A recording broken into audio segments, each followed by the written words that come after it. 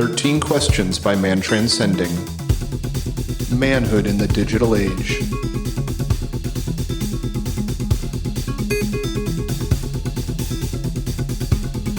Well, that was awesome. Yeah, I'm glad that you enjoyed it. I'm glad I was able to stick around. I was just Dude, it's on an amazing iPhone. what you can do with just an iPhone. Yeah, that's what I say. It's really the speaker array on the phone. You know, if you've got a shitty LG phone, we're going to get shitty audio.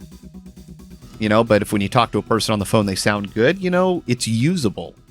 I mean, think about to like the 20s and 30s. You know, it was just high quality. You know, it didn't have to have the perfect tonality of what you're hearing. You just had to be able to pick up a full frequency and project it, even if it is a narrow band.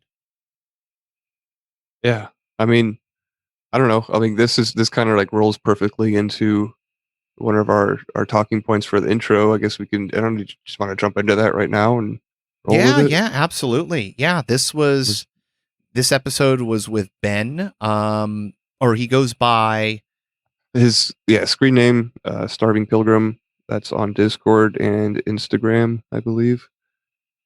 And yeah, Ben is his first name. But yeah, so just a little background. Got in contact with Ben through the Grammarica Discord chat, and I don't know, we just got to talking, and eventually he sent me a tarot deck, which turned out to be my first tarot deck, and that sent me down, that path.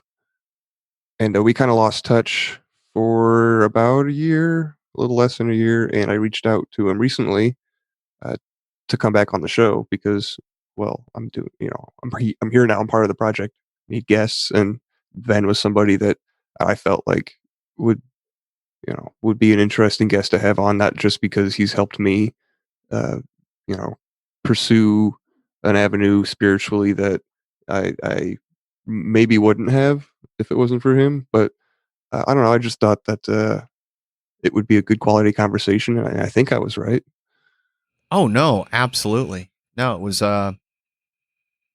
And it was yeah, so yeah, go on, Bill. go. Sorry. I'm stepping on Well, you. no, I was just gonna say, like, all he had was an iPhone. So just to kind of touch on, the open, to kind of highlight the open source aspect of the project, we're trying to encourage the listeners to have these conversations with somebody in their life who they value, or that could be, you know, their parents, their grandparents, another role model they have, just somebody that they think has some wisdom that is worth kind of memorializing and sharing with other people. Literally, So, don't worry about being perfect. You know, Ben was out in the middle of the woods on an iPhone. You know, literally the middle of the woods. I'm in my home studio, and I forgot to turn off my air conditioner, so it's blaring in the background.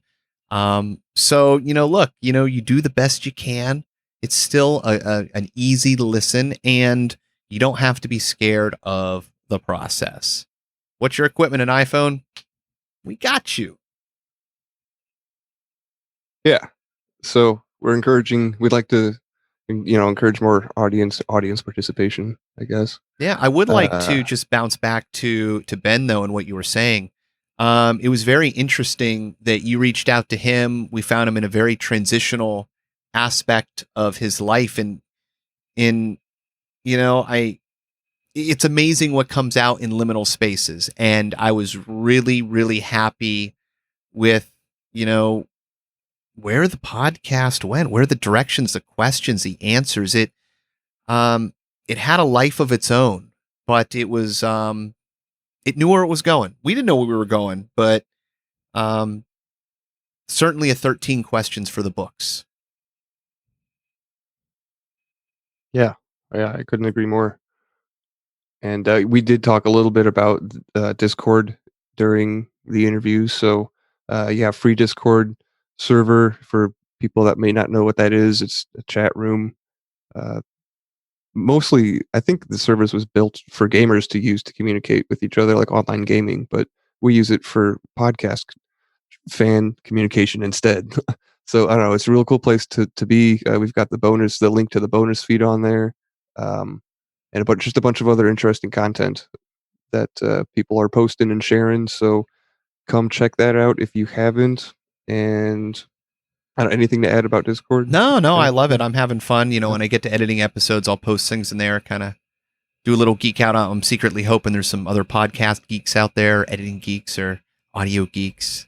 But yeah, it's fun. Dropping in all the Yeah. foodie lines, the chats, the people coming in, getting scanned by the Borg. It's all a lot of fun. Stand by the board. Yeah. Yeah, I think we had our first bot in there the other day. Entered and then left really quickly. But yeah, so that the Discord's free. The show is free. This is a value for value project. If you believe in what we're trying to do here, as far as spreading some good things to think about and building somewhat of an online community, consider signing up for a monthly donation or one time. You can pick the amount and how often you choose to contribute, or if you want to contribute at all.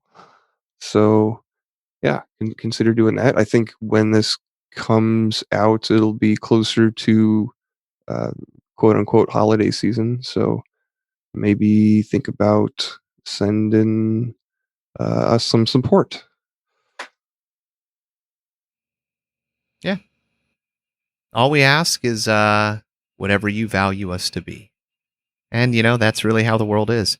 And if anything, not even if anything, when you find value, share it. Share it. I mean, I harp on it, talking about the iPhone. The iPhone is just ideas.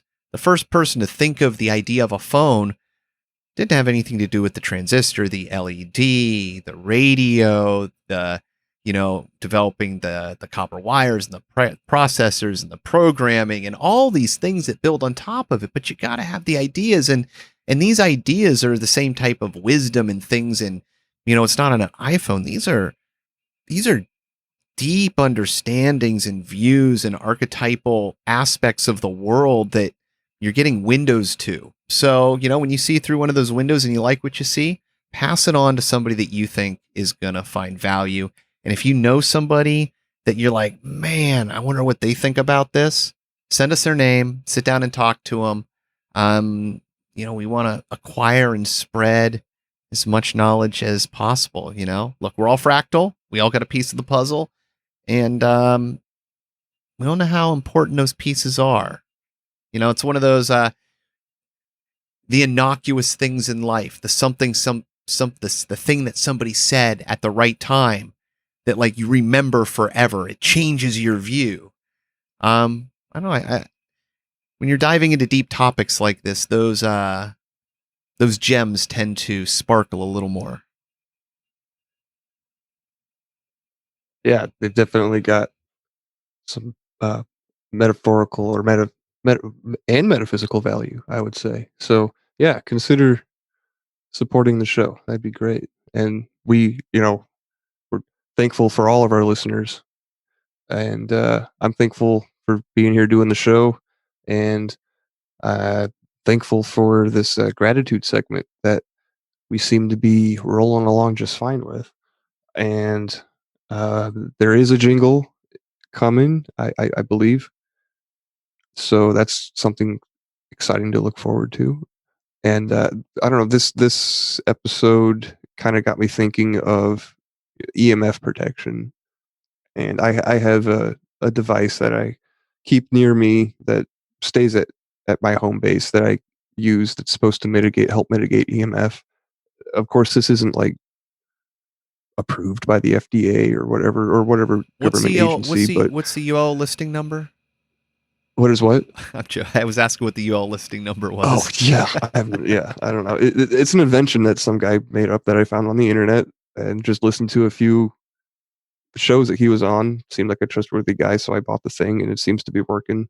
But so yeah, and not only so that's kind of woo woo, and I guess wearing a stone can be considered woo woo to help mitigate that. But yeah, I've been wearing a shungite pendant recently, and that's even if it's not really mitigating EMF or whatever it is, I do feel like it is having a different effect in the sense that it's grounding me. And I just think being grounded especially in a time like right now when things are turbulent and polarized, that being grounded is a good thing. So I'm thankful for those If you couple feel a things. benefit, why bother how it works? Exactly. That's trying to say, there's a science that we can't explain, therefore it doesn't exist, right? It's not ionizing radiation, so it's not killing you. You feel better, man, go for it. 100 years from now, everybody might be wearing quartz crystals. Diamonds might be found to have some, intrinsic quality that we were wearing them all for before. Who knows? Who knows? Like you were saying, the technology might be more inclusive of things like crystals or stones or minerals in a different light from in the future. So hopefully it does progress that way, because in my personal experience, it does have an effect, and a positive effect. It's really interesting because my gratitude tonight came directly from this episode. When we talked about plants and how connected mycelium are to the environment, I am so grateful that I have this understanding, because I have this view of the world, and it's a chemical view. All the pesticides, every product that I see on a shelf, every chemical that's being used, I see the production and I imagine it just being poured into a river, dumped in the ocean, because that's exactly what's going to happen. As it's produced, it goes into the environment. And when we're producing compounds, Teflon, C8s, these forever chemicals that by design do not react and do not break down and cause, terrible issues. They have surfactant like qualities. So it's almost like you have a super soap in your system. And that stuff terrifies me. But when I understand how mycelium create the environment, and then I start to think about the plants themselves and what they need, and as we do all the CO2 emissions, that benefits the plants, like they use in greenhouses. The injection of the chemicals, the things, the phosphates that we use, these are all very beneficial to plants growing, and so it humble's not the right word. It gives me a different view of the world. Maybe it tips my world, or at least allows me to take the stress off my mind of being able to go, this is all doom, complete toxification. I can go, no, you know what? There's a system underneath it, us, that is maybe somehow looking to create this environment.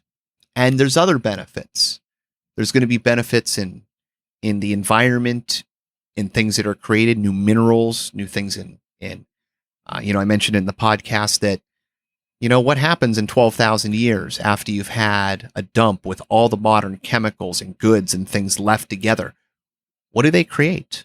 What new things will be in the world? What happens after a cataclysm in a very barren world with little nutrient, when you've had this industrialized world with all this overglut of nutrient and chemical? You know, is this the way that when the next pattern comes, it's different? And we're part of this greater cycle that we exist in.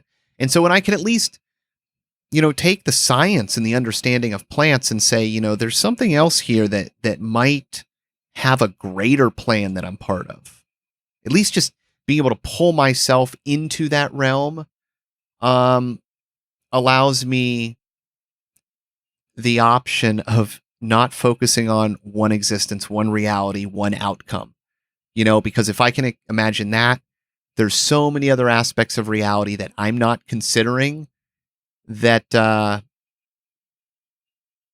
the perceived hallucination might just be that it's all doom and gloom, when reality might be it's always been doom and gloom. Anyways, I don't know where I'm going with that, Bill, but I was going somewhere. Well, the important thing is that this was a really awesome Yeah. episode. and I think that the listeners are really going to enjoy it. I know that I enjoyed having the discussion, so I hope that you can find some value out of it too. You, the listener. Absolutely. Tonight on 13 Questions, The Starving Pilgrim.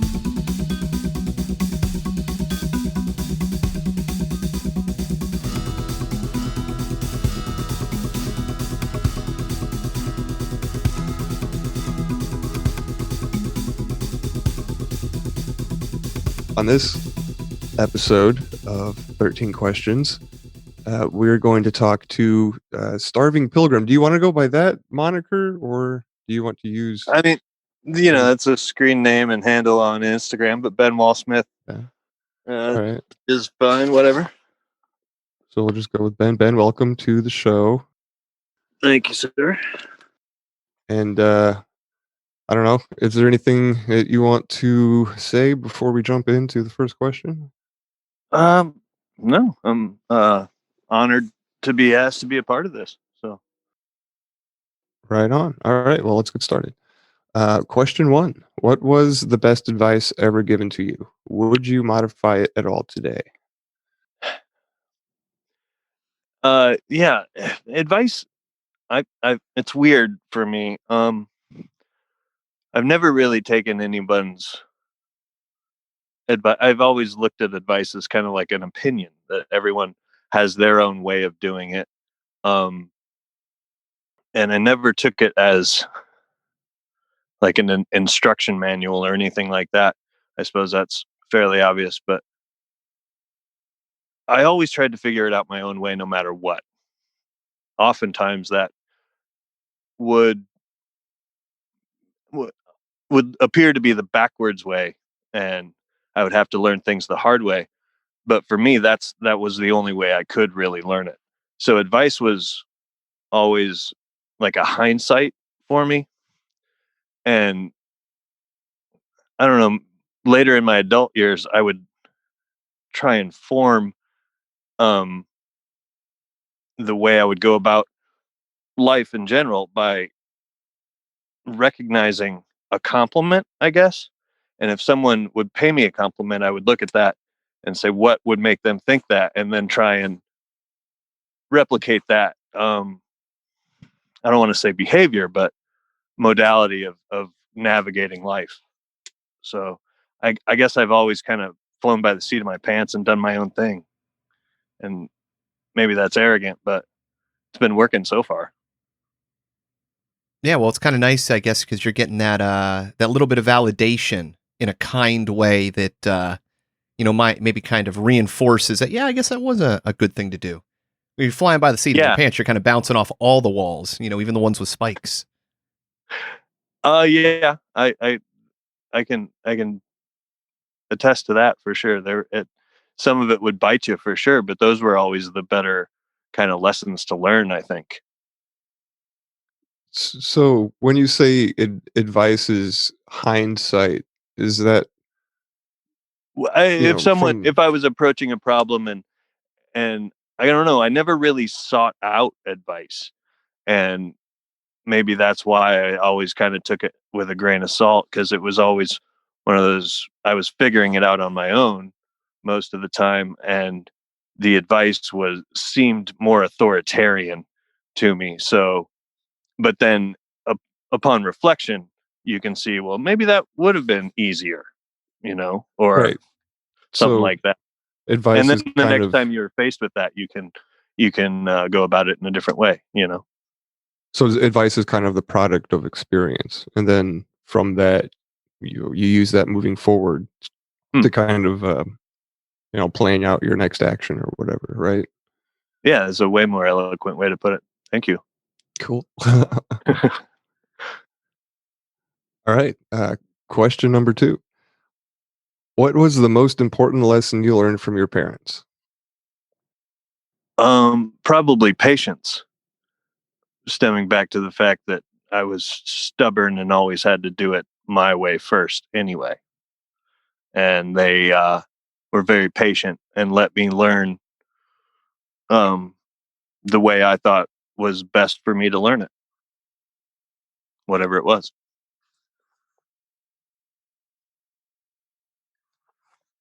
Yeah, I always like to say that patience isn't like one of the, I don't know, it's not like listed as one of the four cardinal virtues, but it certainly should be, or has certainly has a close second, or has its place among them. Yeah, recognizing that um, everyone as an individual will take their own time to fully understand something. I think is really what I gained out of having patient parents. So pretty much like not red pilling somebody if they don't want, if they're not ready for it, or they don't want to think about these things, or something along those lines, right? Yeah, Maybe. I mean, if they're not going to be receptive to it at the time, there's no reason to force it, force the situation or the whatever it may be. Right. There's this weird, okay, okay, with the terms, like speaking of like red pill, like blue pill, I guess there's this new term called like black pill, which is, I don't know, are you familiar with that? I'm not. Sounds Like, ominous. being black pilled is, and I don't know if this is the way that I am taking it, and if I'm wrong and somebody wants to correct me, then you can do that on the Discord or whatever. But so like being black pilled is like taking so many red pills that you just have like this really negative, like holistic, like nihilistic out outlook on everything. Like there's no hope and everything sucks, and but taking into consideration, having all this knowledge from the red pills, quote unquote. Anyway, I don't know. It's just like a weird Yeah, area of the spectrum that I've never really considered before. I can see how someone would get there pretty quickly the way things appear to be in the collective reality that we're all experiencing right now. Nihilism Yeah, always actually it was the Lebowski quote, right? Seems exhausting. Big Lebowski. Yeah. Yeah. Oh yeah, yeah, yeah. Patience was what my parents instilled in me, I think indirectly just because of uh how I could see they understood I was on a different path, on a different learning path from the norm that was public education in the in the 80s, which was memorization for the most part, and none of that really ever stuck with me. So I was always kind of going down my own road, and they definitely it was trying. I would imagine to be patient enough to allow that to happen. Right. And the whole respecting others path too. Like that's something that Ellie and I've been talking about a little bit over the past few months. Right. So yeah, great. Well, I mean, that's a Um, huge benefit to you. I know I saw that with my cousin. They said he had like a ADHD really bad. He was super hyper. I mean, talked a mile a minute. But they Right. didn't choose to put him on Ritalin or anything. They just pushed through the behaviors, being a quirk as a kid, and now he's one of the most mellow people I've ever met. Just found his way out, worked his wiggles out, and you don't see many people that are allowed to, at least in my area of the country, that are allowed to work through those things the natural way. They're kind of given a band-aid or a pill or a Right. doctor. Right. And that was sort of my thing is I was diagnosed early as dyslexic, and now a term that wasn't even around then was dyscalculia. So like numbers and letters were jumbled in my brain. And at that point, the teachers were doing the best they could, but nobody knew what they were doing with it, um, for the most part. So it was almost put in my lap as a kid to figure out how to learn this on your own. You know, teachers were there to help, but they were teaching everybody else. And my brain had to do it different. So it was challenging in that, right, for my parents to not just try and beat that info into me, because that you know wouldn't have done any good anyway. I think everybody knows that. So um I'm sure right. a challenge back then for sure, as it is now, I'm sure. Yeah, especially because, back, the way that our education system is set up, everything's so like standardized. Anything that deviates beyond that is like considered, Yeah. bad or whatever. Yeah. And I'm sure it was, a challenge for the teachers. It was a challenge for everybody at that, but, um, uh, it is what it is. So, Yeah, patience. Awesome. Good answer. Question number 3. What book has been most influential in your life and why?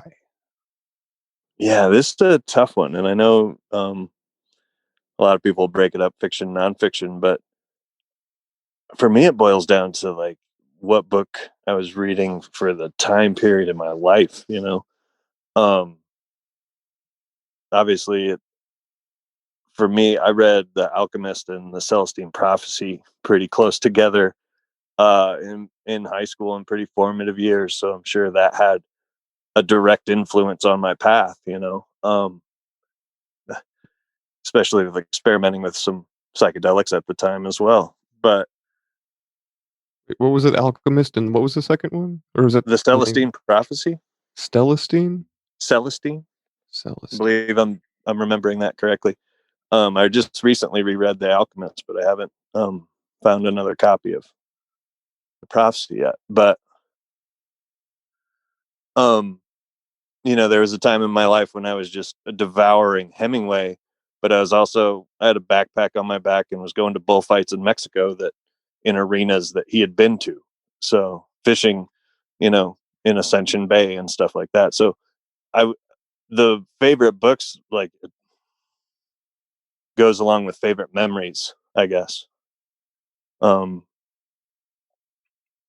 and I've always been a pretty big reader, which is once I figured out how to get past the dyslexia, it was, just put the hammer down and I devour everything I can now. So my phone is the only screen I own. So, and it's been like that for a while. I've always shied away from screen time and entertainment. I was a child of the 80s. So I think That's I saw it was a waste of time pretty early. that's really interesting. I'm dyslexic, and having said that, I'd never heard the term dyscalculia before, which apparently I'm in that club with you as well. But Okay. I flipped to the opposite side. Entertainment became a much more important thing for me, not mainstream in everything, because Mm-hmm. of the difficulty in ingesting, in reading. I did a lot of reading as a young age. As I've gotten older, it's become more difficult Mm-hmm. to read long passages through the dyslexia. So Uh-huh. audio and video has just dominated my life. And so I always find like watching interesting movies that give me new ideas and new thoughts. So I find it interesting that you didn't have that. How did like what information did you Well, gravitate to? it's not that I didn't have it. Growing up, I was definitely glued to a screen. And I do find a lot of films to be, I'm a big fan of the cinematic arts, right? Not so much Hollywood, but um, it's documentaries and things like that fascinate me. It's just I can see that I know I have an addictive personality, and screen time can delude my productivity. So I physically shot my television in 1999. It was glorious. There's sparks and smoke and all kinds of things. Back But when they looked really cool when it was they probably exploded. because I was reading too much Edward Abbey at the time, maybe. But also, it really um, forced me to find that uh, entertainment and information in a way that exercised my brain too. That was important because I felt deficient all through school. So I didn't do much college. I did a little bit. It was a mutual breakup. Um, but I never lost the yearning to learn more. So I wanted to exercise that muscle, I guess. don't ask me to do math. I won't do math. So Yeah, I was never a big math fan either. But yeah, I don't know. Speaking of math, like numbers, I don't know if you want to call it dyslexia, but I've always had this thing where I would switch like the order. I would transpose the order of numbers in that's like, dyscalculia. Yeah. but it would only come out like when I tried to say it. Like in my head, Oh, I interesting. would the order would be right, and I could Do you you know visualize before you type it speak? out. Do I what? Do you visualize things before you speak? Visualize? Yeah, because like dyslexia very often goes with people who are highly visual. Yeah, Um, well, that's the thing. Like when I try to, that's when the numbers will switch, and then that's what I'll either say or punch into the keyboard. But I find that it's easier to translate it from sight to keyboard than it is from sight to voice, like to speaking it. That's interesting. But yeah, I don't know. It was And something it's that kind of bothered the me. opposite for me. I couldn't really articulate the right answer on the page, but if a few teachers recognized it throughout my schooling, and they would test me verbally, and I would nail it every time.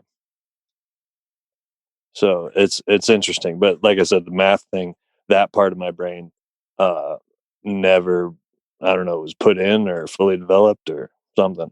Because especially when you put letters and numbers, higher math, algebra, and stuff, get out of here. I'm done.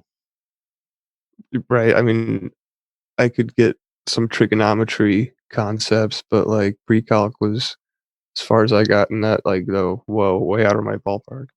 But Yeah, yeah, Adam, were you going to say something about dyslexia? oh, no. But yeah, I experienced similar things in my schooling. I was terrible in math. One of my problems was the symbols would change or I wouldn't see them. So I'd be trying to do math plus the dyslexia or dyscalculia, letters switching positions. So I'd be having to prove my math. And at the time, I could do some pretty high-end equations in algebra in my head using fractions in different roundabout ways that my brain understood. And I always got in trouble for not showing my work. So I get all the answers wrong. And I lost that, my natural math ability. So yeah, it's, I don't know where I was going with So, that, but yeah, it's well, yeah, I was just going to say, it just kind of sounds like some people might just be predisposed to thinking around problems in a different way that what we've been taught up or brought yeah. up to think is a normal way Well, of doing things, one of the ways it just was described and worked out for me in association is visual. I'm highly 3D visual. If somebody asks me for a part in a warehouse at work, I'll close my eyes and walk, in photo realism through to the spot and grab it. Close my eyes and I see it. But it's also right. said that that's part of the problem with letters is because they're ordered. When you try to visualize it, your brain doesn't get the 2D very well. It's in a 3D realm. So transposing anything in the 2D becomes difficult. Yeah, that's I navigate much the same way. If I've been to a spot before, I can get there again, basically. Um, but ask me to show you how to get there on a map, I'm probably not going to be able to do it. Does that make sense? Interesting. Yeah, Yeah. I think because I guess maybe this is the difference between left-brained and like right-brained people, maybe. Mm-hmm. But yeah, because I don't know. Sometimes when I'm trying to remember a passage or like a quote from a book or like notes that I took, like I can remember like where physically it's located on the page and like in the notebook that I have or in the book that I'm looking for or at, but I won't like remember the exact wording, but I'll know like where to find it. Mm-hmm. It's weird. All right. Question number 4. What daily habits or rituals do you have? This one's pretty interesting because I do. Well, most recently, actually, on the advice of someone I met on a Discord chat for the Grimerica show last year, I've turned a couple habits into ritual. with a little more, just showing a little more reverence and intention when is something as simple as like my morning cigarette and coffee. Now, um, I will, you know, hand grind my beans and be a little more careful about, somewhat like a tea ceremony about making my coffee in the morning and really sitting and taking that time sort of meditatively and um, having that time just to slowly do one thing as well and as with as much intention as I can, and then sitting there for that first cup, watching the sunrise. I find myself facing east a lot, and then falling into a bit of a meditation after that. So it's been a bit of an experiment with intention and turning and ritual in general. I have a few others now too, but um, it's been very interesting to. I never took the time before. I was always, coffee and out the door, kind of rush into the day, and it's really kind of changed um, how my day operates. Just having that those few moments first thing to focus in on something. So I don't know if I'd recommend anybody do anything really. I've always been, like I said, I go with the flow. I do what feels right, and when I started doing this, everything started flowing better. So I continued. So sounds to me just performing habits out into rituals, like that's kind of what stuck out to me, like mindfulness with intention, with Yeah, to the tasks that doesn't matter what you're doing, right? right. And it's a fairly new for me. I was a real kind of put the hammer down and get after it kind of guy for the first long time of my life, and recently have started kind of slowing down and being more mindful on a lot of things.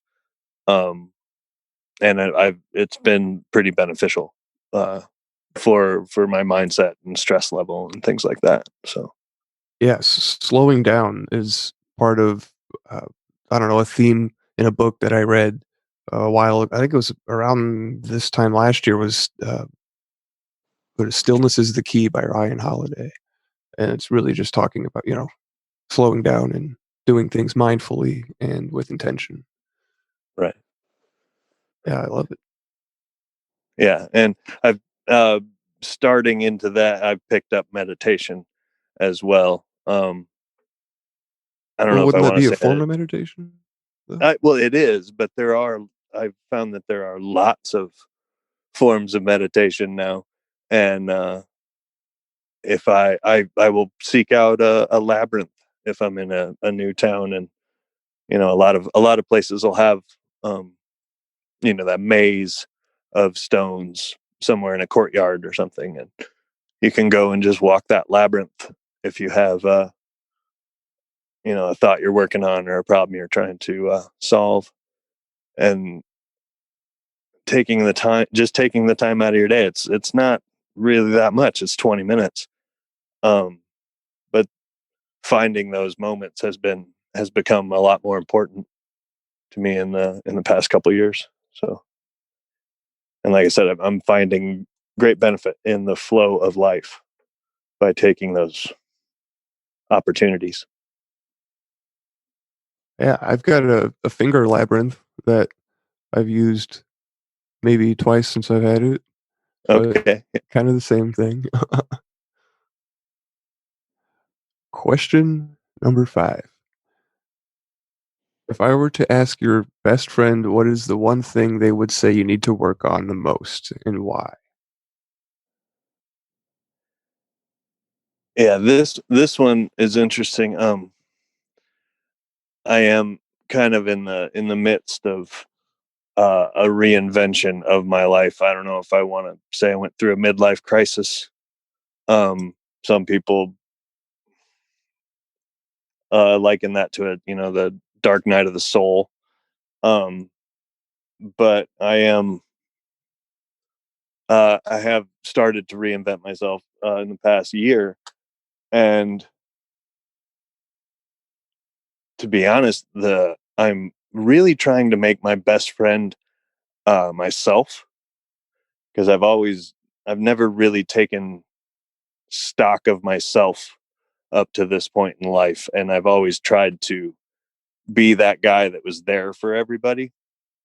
Um, and so I think my best friend, my longest friend, at this point in life, would say something similar. I would hope. Um, but at this point, I'm asking myself, like, what do I need to work on? A lot. So, um, if it's been an interesting experiment, actually, trying to ask yourself as a friend what you should do, and assuming all your friends are loving and caring and all of that type of thing, good friends. Right. um and I often found the answer that I would give first would not be the most loving or caring towards me, and so I would often have to, just kind of with taking the moment, taking the breath, and allowing yourself to not just make that decision on the fly and go with it, but really, I don't know. It's been interesting for me. I've it's hard for me to kind of wrap it into words. I've been isolated, sort of self isolating, not just because of the pandemic, but because of this kind of journey that I've been putting myself on for over a year now. And Yeah, it's yeah. Go ahead. I was just gonna say that's an awesome answer. I don't think I've ever heard a guest approach the question like that since I've been uh, taking part in this project. So, but yeah, that's awesome because that kind of ties into what something else I was thinking about earlier today. Actually, is that whole the quote "Know thyself." I guess Mm, it's can be sourced from a few different authors. There's a few different variations, but the guy sure. that I kind of settled on was Pythagoras. And I don't know. That's just yeah. Viewing yourself as your own best friend is certainly, I think, has value in it. And the other part to that, which you touched on, was being kind to yourself, also like Hmm. delivering information in a gentle way. And that's actually another kind of uh, revelation or something I kind of recently came to terms with. I don't know, recently is a good word, but uh, I I have a little message on my home screen on my phone whenever I click it on to like check the time or whatever. Right below it says, "Be kind to yourself." So I think Hmm. just being your own best friend, like you said, Well, is yeah, it was kind of always instilled in us, right? For the most part, that being kind is probably your best foot forward, right? Well, we always learn do unto others as you'd have them do to you, but Right, you don't right. think But about we it always in the forget about yeah. ourselves, Well, and if I'm doing it to you, why wouldn't I do it to myself? I should treat you right. like I would myself. And yeah, I think about this in the way that mantras work or the way that you can curse yourself in your life. And I wonder how Mhm. much negativity is brought about by that simple only seeing half of the equation. You think you're seeing the good part, but it like nullifies it. Right. You turn the camera around onto yourself for a minute and see like how it feels, right? So, um, I was not good at that for the majority of my life. Um, and I think I was not as good to other people because of that as well. So it's really kind of changed how I view everything going forward. Like um, the golden rule is so simple, but we all forget it somehow along the way. I don't want to. That's a hugely generalized statement, but um, it seems that way, that it's um, not necessarily forgotten, but there's so much more data in the hard drive as you go through life that it becomes, lost somewhere. And when when I started wondering about taking care of myself better, um, it made me a little more compassionate to those around me as well. Yeah, it kind of gets lost in the shuffle. Like it's like one of those things you have to remind yourself of every day when you wake up, Hmm. because yeah, it's just the world is so much full of other distractions Well, that yeah, it's you kind of lose sight the of that. showers are good, but you got to take them, daily and often. So there's some information that you need to be re-exposed to, kind of like your immune system. You got to touch it every once in a while. Otherwise, I mean, it gets lost in time. Yeah, and that goes along. I know you guys are big on gratitudes, and I am too. Affirmations. Um, a lot of people talk about that Scott Adams um, quote. That they seem to work. And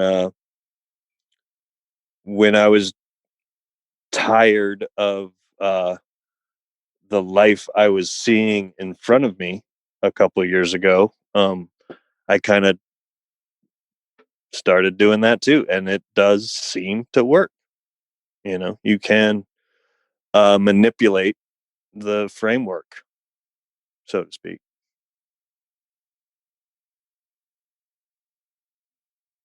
Yeah. Uh, all right, Ben. Question 6. What are you most curious about? Oh, uh,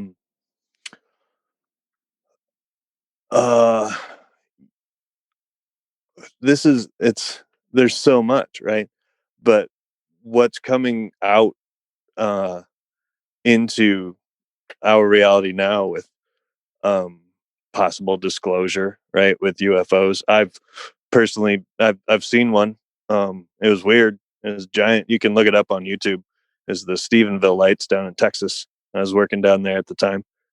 Uh, and all the cryptid stuff. There's a lot more. Seems like there's a lot more sightings of that too.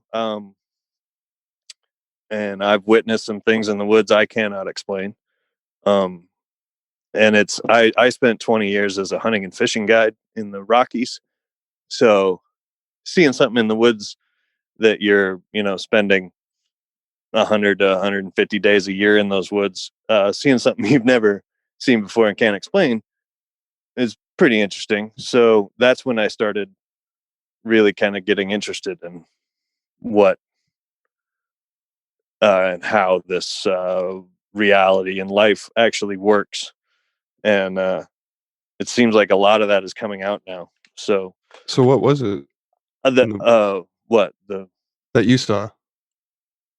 I don't know, some interdimensional spirit thing, Oh, okay. So reality poking me, going, "Hey, man, you don't know anything." Basically, is what I'm chalking it up to. Um, and it's like, so the curiosity is clearly there's a veil. Um, how do you get over there?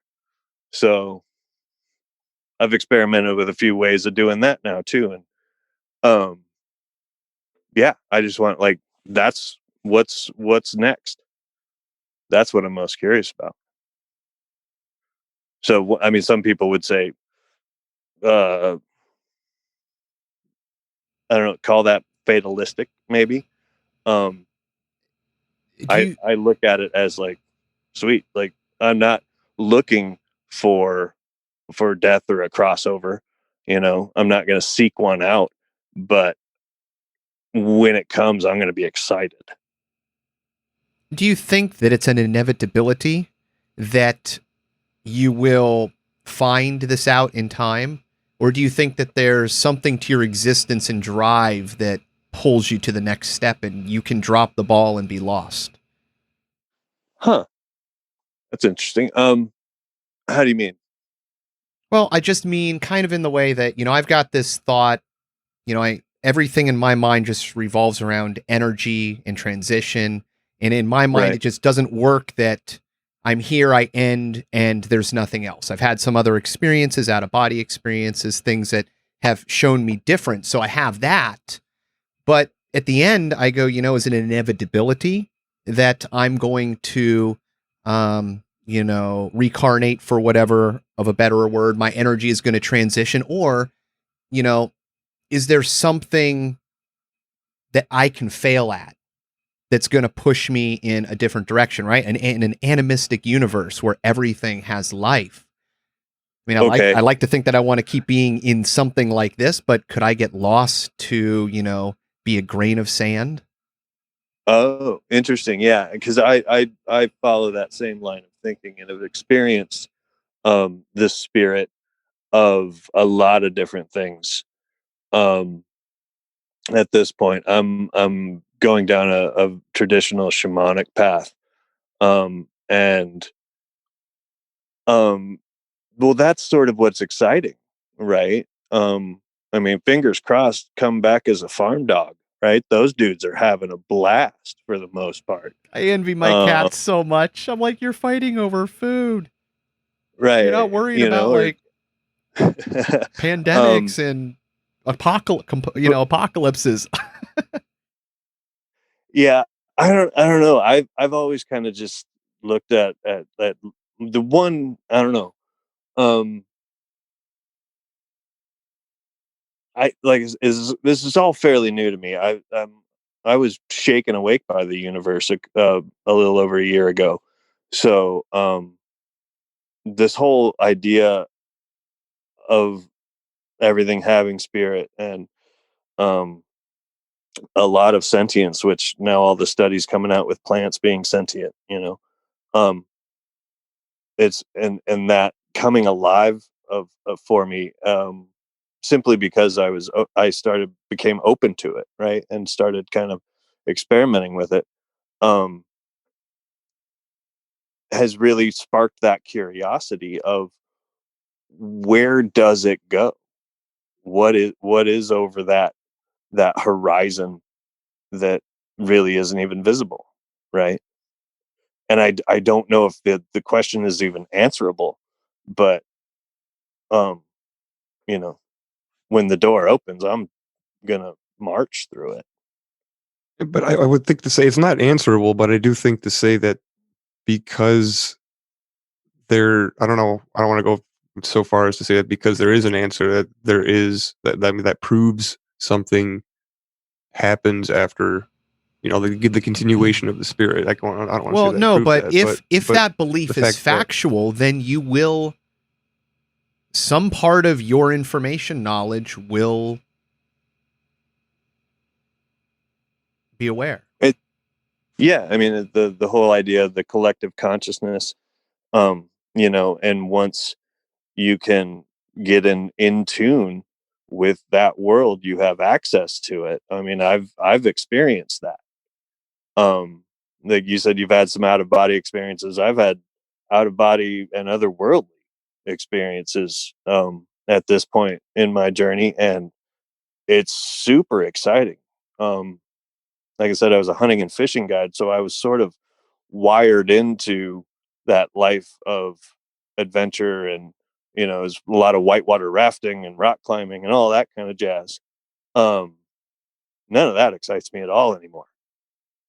Now that I know this reality that we're experiencing can be manipulated, and there is this other side to it that likes to interact with you if you are open to it, then um yeah, and that's that what I'm fascinated by. yeah, And because it's that interaction with the other side that proves that there is something that right, to be had over there. I think because you mentioned what happens after death, like that. Okay, so death is a transition. I mean, it's a liminal state, and it just seems Yeah, it like could be a blink of an eye. hmm and it just seems that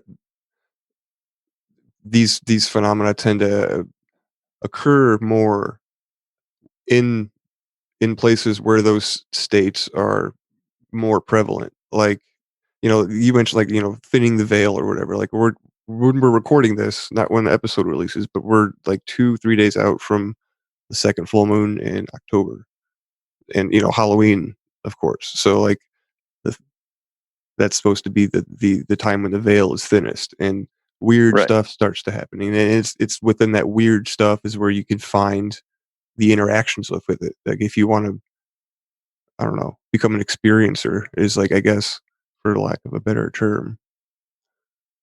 Yeah, I look at I observe a lot of it um when interacting with it, you know.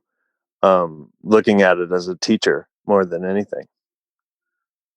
So obviously there's a lot of protocols, and there's, piles and piles of books um that can lead you down these paths, but um taking those steps to go down them is has opened up a whole new world for me, and given me that spark of curiosity again about life. So that's what Right. is kind of exciting me, and what I'm curious about now. Oh yeah, right on. I mean, just to kind of I don't know, to satisfy my own curiosity and maybe for the listeners' edification, I was spacing out there at the end of question 6 because I was asking you what you saw as far as your Bigfoot encounter, and Oh, right. I wanted to, like, kind of an anecdotal account. So I don't know, is there anything that you can kind of anecdotally tell us Well, about I mean, that? Or I I saw something on two legs standing there looking at me from across the river, and it was a river that I had intimate knowledge of because I worked it um, for a few summers in a row, and or a few different summers actually, and had camped at that spot several times that summer, and did again after the sighting, and whatever I saw was not ever there before and wasn't there again. Um, Unfortunately, I was working, so I couldn't just charge across the river and see what it was or look for anything else.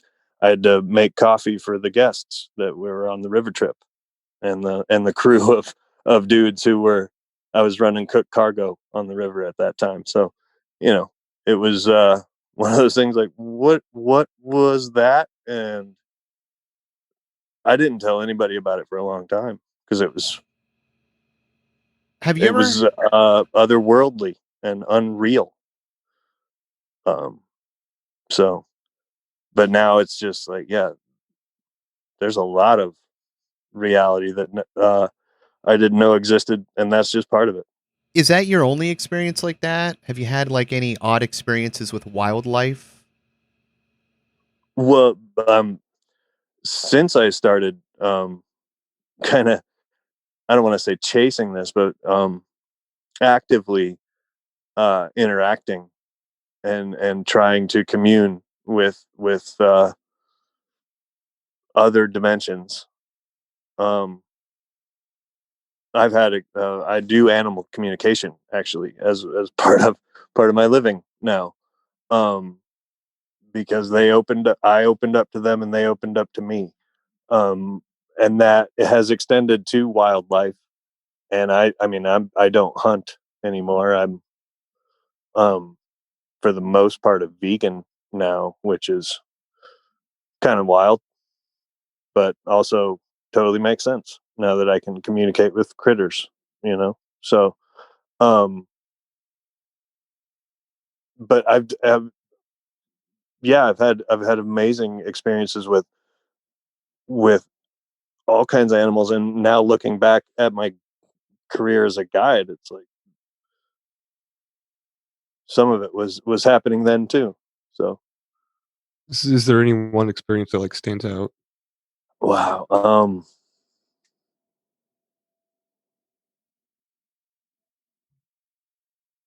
The I did a lot of guiding of bird hunting, and worked with a lot of dogs, and there were never no, that's I can't say never. There were a couple of times the dogs uh, got in harm's way because of an unsafe hunter, and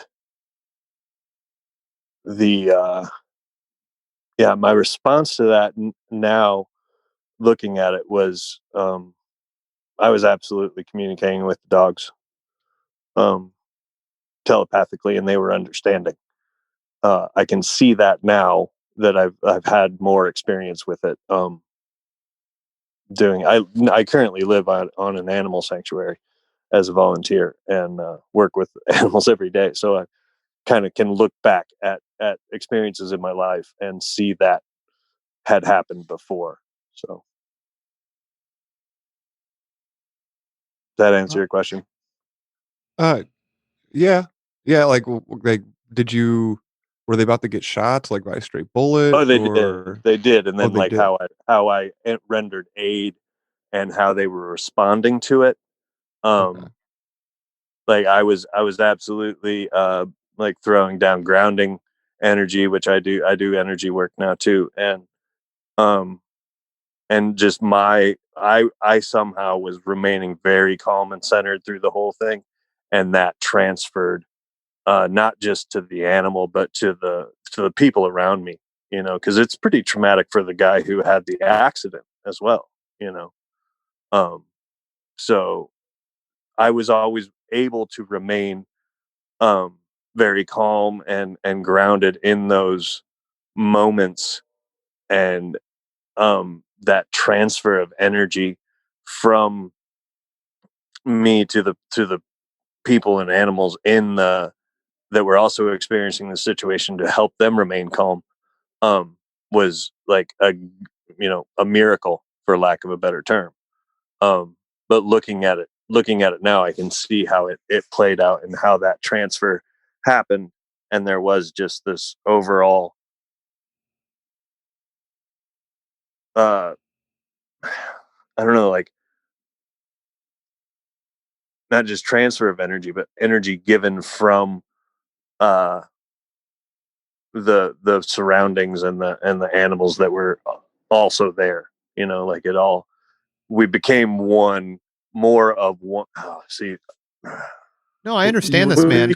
Like all of nature is circles within circles. The birds communicate with the insects, communicate with, everything going around. You can sense what they're sensing, and that animal is sensing everything that's going on in all of those circles, just like you are. So your impact on that environment through communication with all of these things, it's rippling in, like it Well, affects and every I don't sense necessarily and want to thing take around. credit for it by any means. But you're part of the I think system, right? I mean, I an think we atom all isn't in the became wave. part of it at the same time. Yeah. Yeah. I'm sorry to step on you No, that's there. good. No, I was agreeing with you. I think this is beautiful too because animal whispering is something that's very lost. There's some very famous animal whisperers from the past, but we as human beings just don't have the same interaction, on the masses with animals to even experience or know. Like, sure, your house cat and your dog, but that's Mhm. different than being around lots of animals all the time. Um, it's just a totally different environment, and it's a place where you can discover it. Like you, I'm sure you've been around animals, but you discover it when you immerse yourself in the environment. Right. You took the other And stuff that's you what took for granted, and it's like, oh well, I just felt no. You were using tools you didn't know you had. Now you sense them. Now you know they're tools, so you can go. I got to pay attention to that. Like that. That's actually real. Right, and that's kind of the path I'm on now, is trying to fine tune that and hone those tools and skills into a practice.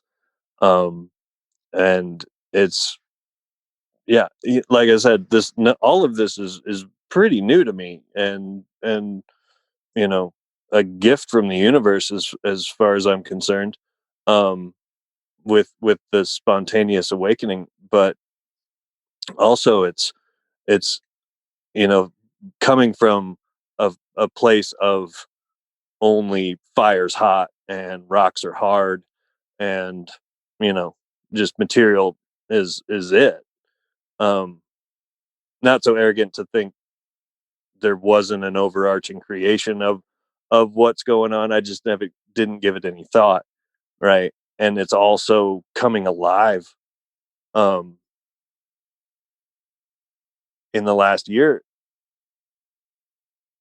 Yeah, I can't even put it into words, man.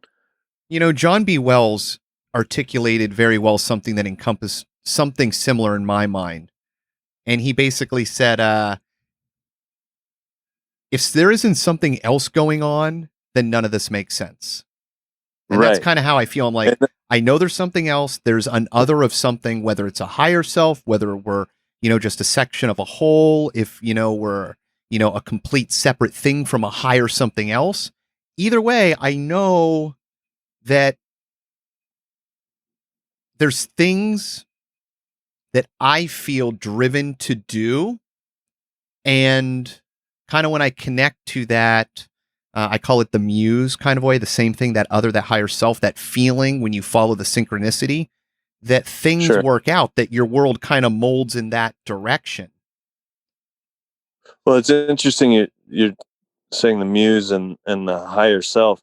I view those as separate, actually. Hmm. It's going to give me something to think about. Thanks for that. Well, you've done enough of that for me tonight, so it's a good trade. Well, it's just fascinating. In that, I definitely know that, like, there's a lot of people that are just striving and searching for that relationship with the higher self. And I, made aware of that through a lot of the readings I did starting out this process, but becoming opened up to a lot more, right? So um the different variations of yourself that come into being when you're finding your true self or your authentic self. And I mean, I've been given past life memories um after going through some, which I would witness myself going through a ritual, and then look it up in an old book of witchcraft or a grimoire or something like that, finding out exactly what I just did, being super confused that, like, something just used me, but also the outcome of it was so beautiful and beneficial and healing to either myself or people around me, that um I'm taken back by it. And that's not, like, past life me came in and showed me how to remember what we have done in the past. um and now going forward, I use that, some of those things in my practice, um No, but I love that view, that wasn't dude. higher self, that was some other self. I love that, though. It's a part of yourself coming to show you the pattern. Yeah. That's that there's these things that repeat, but there's ways to change.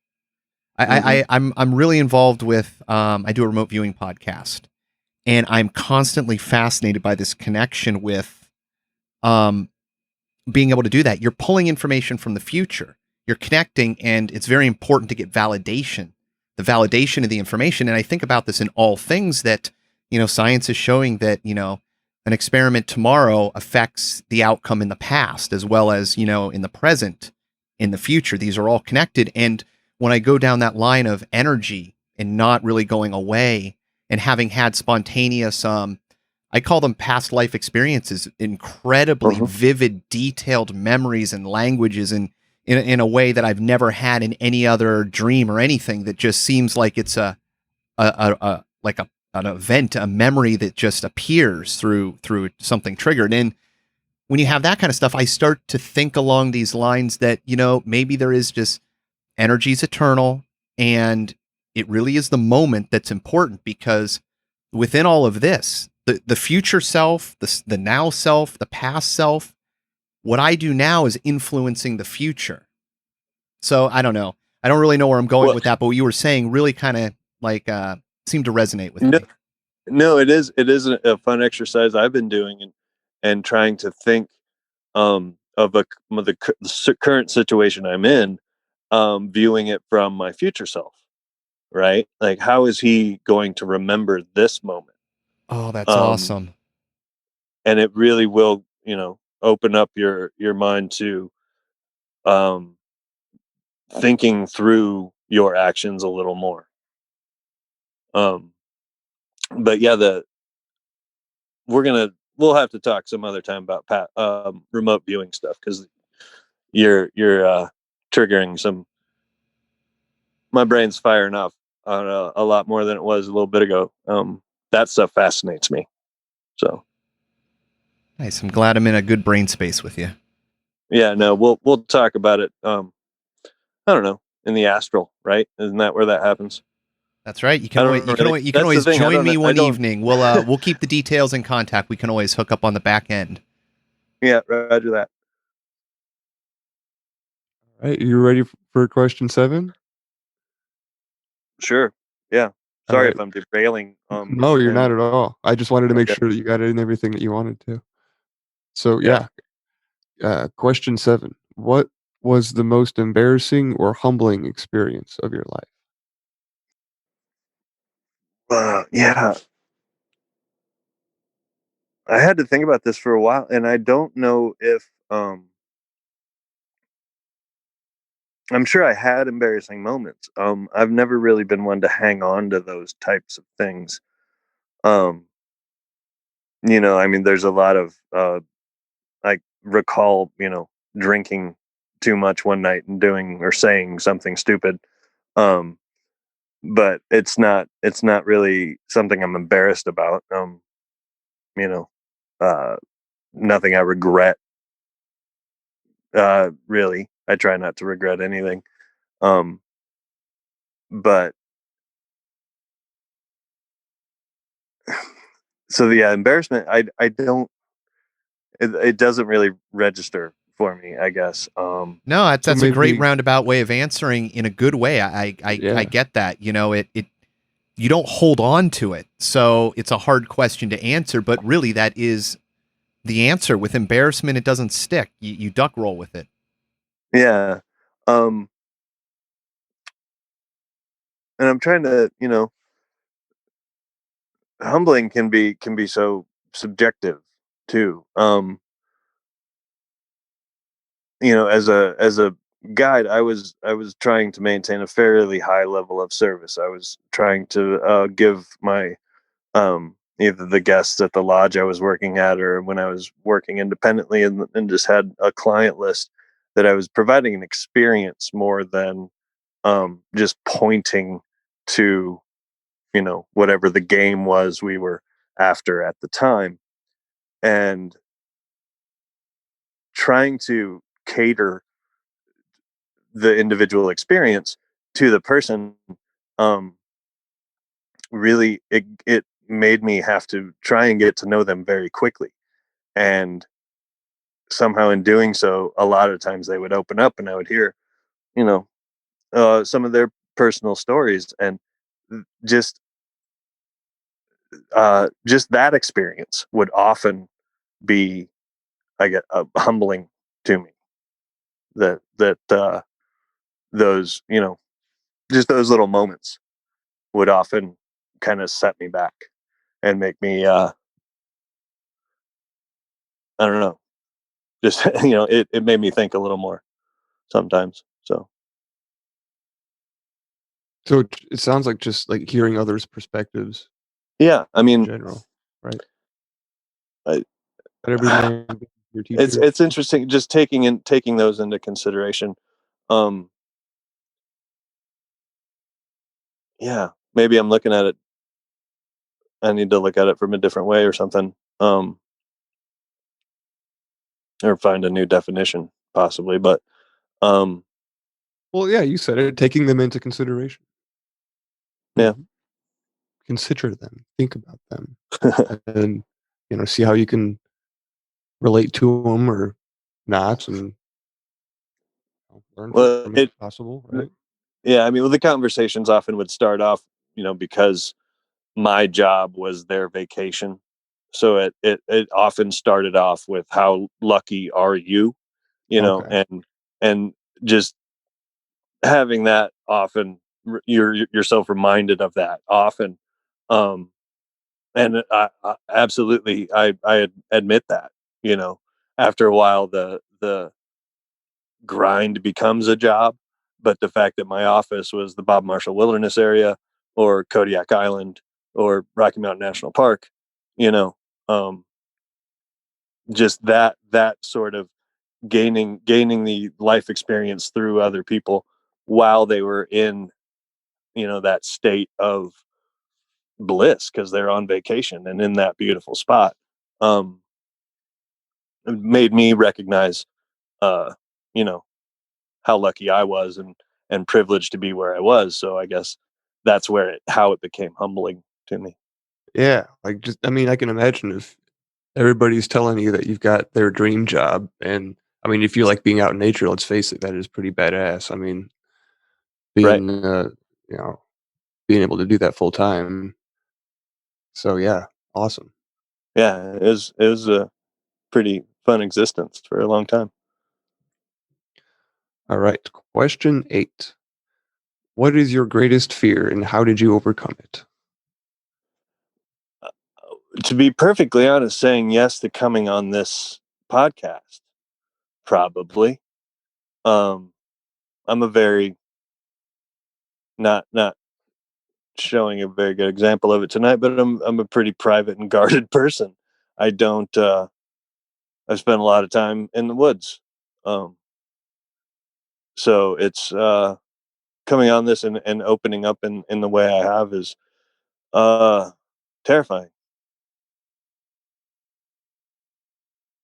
Yeah, So I can see how that is, uh, how that can be for somebody on, I don't know, on the outside looking in, for better lack of a better terms, because I don't know, I do weekly live show and I do this podcast, so like being recorded and the whole first time experience, it can be nerve wracking. But I don't know, just for any listeners out there that are thinking of going off and doing their own recording, like after you get started, like Ben, like we're talking now, we're having a conversation, the jitters kind of wear off a little bit, don't they?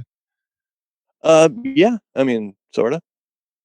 Well, they're not as bad as they were before No, you I mean, started, and right? you Yeah. and I have talked a few times, and we've known each other for a while now, so it is kind of like just chatting with a friend. But um, in the back of my mind, I'm like, dude, you're telling the internet about UFOs and Bigfoot and shit, So Right, but at the same time, we're being honest about it, and absolutely, yeah, I think and that's what's most important.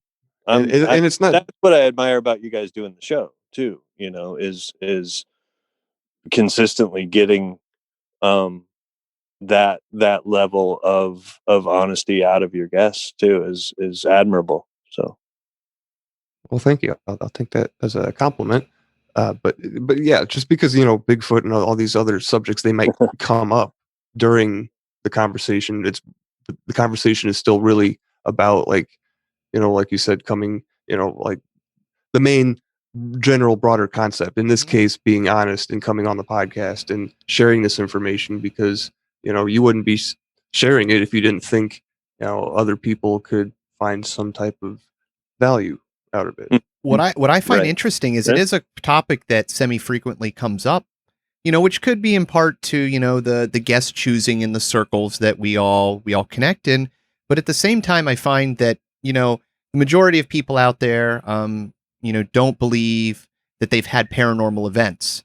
But if you ask people, have you had a paranormal event? And they say no, you go, okay, well, have you ever been sitting there and thought of somebody and then the phone rings?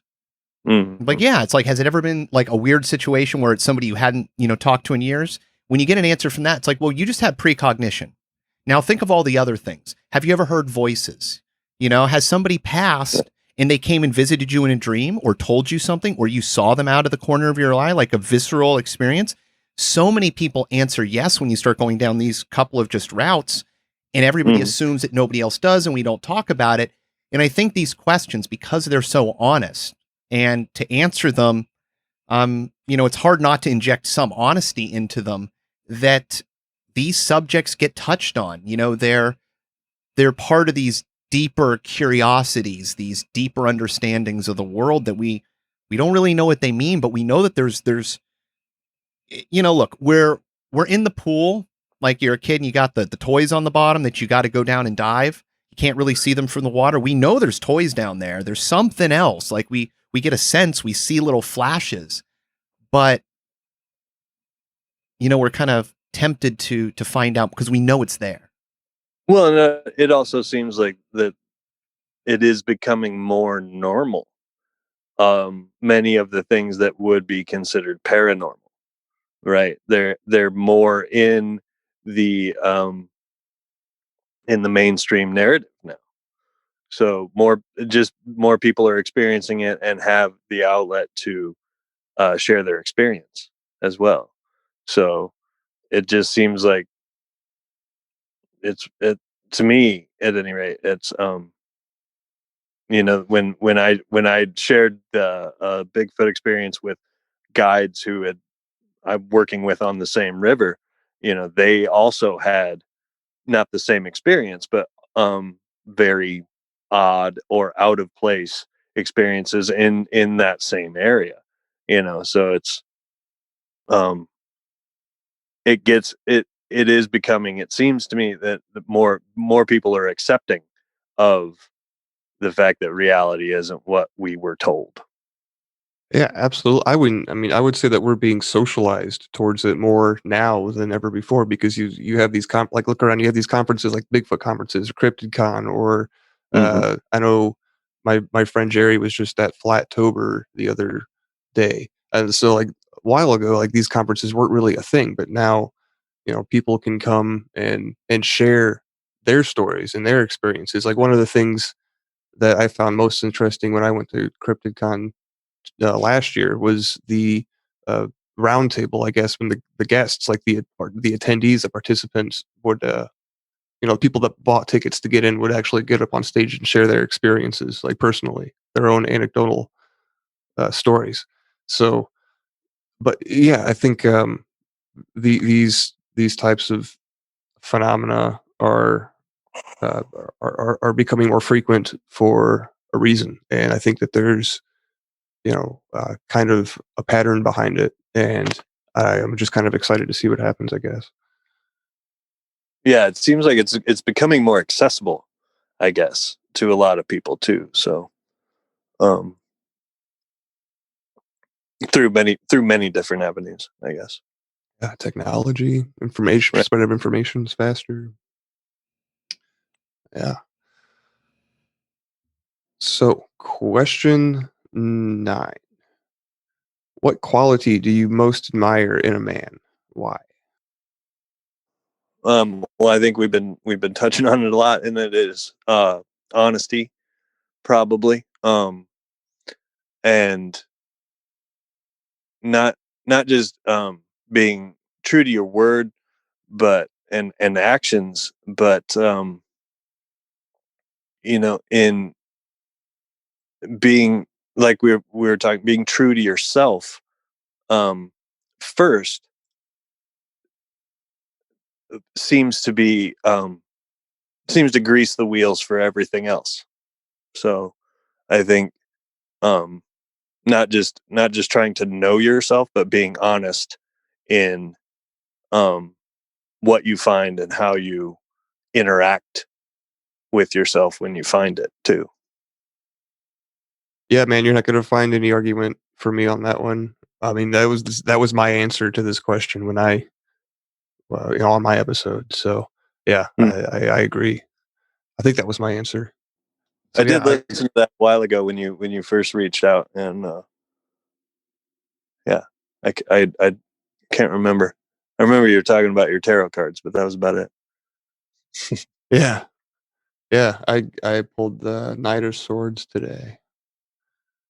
No, that makes sense. I think so. I guess we're just gonna leave that hanging there for anybody that doesn't know tarot. We're gonna move on to question 10 now. I think Google. Yeah. Who were / are your role models and why?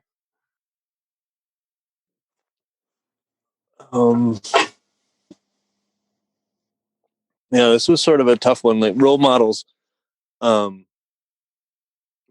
up and learning as a kid from your dad and your grandpa. Obviously, I was lucky enough to know both of my grandfathers, and my dad was always pretty present, and worked hard to maintain that kind of core family. But really, I sort of formed, getting the core values from the family is one thing, but go really becoming, um, when you're becoming adult and finding your path and your voice and things like that. I really look to a lot of the authors um, that I was reading at the time, and it was kind of some of the classics. Hemingway was a big influence on me. Not in the words that he wrote, because they're great stories, but it's pretty plain language. But just in the kind of person he embodied. Um, he was very uh, uh, fearless, I think, in the way he went about life, and I really admired that. And there were a lot of characters from that kind of era, um, and particularly when I moved from the Midwest to Colorado when I was 19, so that whole like westward history of this country moving west, and like the mountain men and their stories were really influential for me. So the whole Jeremiah Johnson, it's actually where Starving Pilgrim comes from. It's from that movie, that Redford movie. So, but that guy as a historical figure is amazing, fascinating. Probably one of the um, toughest individuals that the country's seen for sure. Had a lot of grit. I admired that. Yeah, I definitely get that motif, and I gotta say, I don't think I'm familiar with that name. I mean, I know about figures like Davy Crockett, Daniel Boone, but Right. not too much Jeremiah Johnson. Yeah, he was historically just a fascinating figure, and kind of came out of that. Um, came out of the East after the Civil War, and when there was not a lot out in the West, and you just kind of made your way, um, with you know, a rifle and an axe. With whatever you had, right? Yeah, and think about today, walking from near Santa Fe to northern Montana as part of your existence. That was just life. You packed up camp and started walking north again. That's pretty amazing to me. Yeah, it is. I mean, especially compared to how y- get around nowadays. Speaking of transportation, like Right.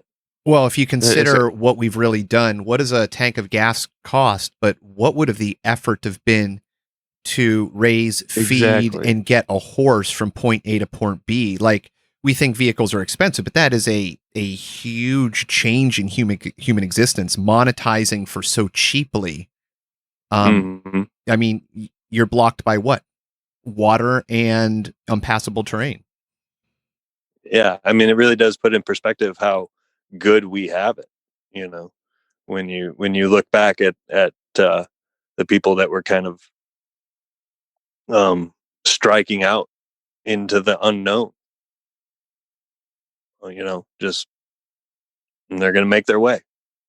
Yeah, So and like nowadays, it's kind of sad because with that, like striking out into the in frontier comes a set of skills, you know, surviving terrain and wilderness and camping, all of that kind of stuff fell away as transportation became more, available. Yeah, And I for think sure. I would argue that some of those skills are valuable to have, like, I don't know, being able to look at the sun and tell, like, what time of the day it is, or, that trees grow on, what is it, the north side of mountains? See, I don't even know this stuff, right? Oh, but think about it, Well, right? We're part of a system that, without that knowledge is useless to the majority of people now. But if that system fails, if it gets broken, if it changes, then that is the only information that matters. Learning how to make things get done with numbers and stocks and, business ideas doesn't matter when you need to figure out how to protect yourself from the environment, build shelter, find food, clean water, defend from fellow man. It is to me the most important education that nobody has. That's what terrifies me when things go south. It's not us being human beings, it's human beings without skills turn into terrifying creatures. If we had the ability to survive on our own, then we would band together in a much more cohesive fashion. Now it's, you have something that I cannot acquire or get, and I'll die without it.